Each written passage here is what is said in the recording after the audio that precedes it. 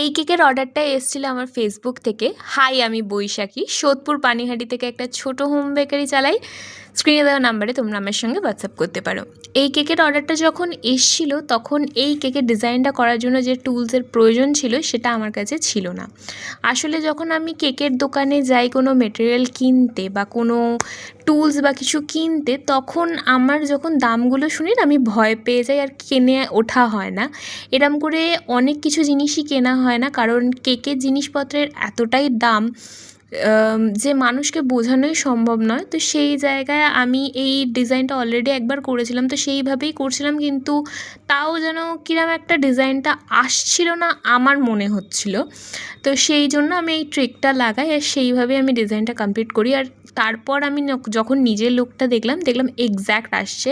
সত্যি কথা বলতে গেলে আজকালকার দিনে জিনিসপত্রের এতই যে দাম, মানুষকে বোঝানো সম্ভব নয় যে কতটাই খরচা হয়। আর খাবার জিনিস বা এই সমস্ত জিনিসের পেছনে না অনেকটা টাকাই ইনভেস্ট হয়। আমাদের কাছে যদি 500 টাকা হাতে আসে, সেখানে 500-র বেশি টাকার কিন্তু জিনিসই তুলে নিয়ে আসতে হয়। তো সেরমই ছিল এদিন এই কেকটার অর্ডার। আই হোপ তোমাদের ভাল লাগবে। টাটা।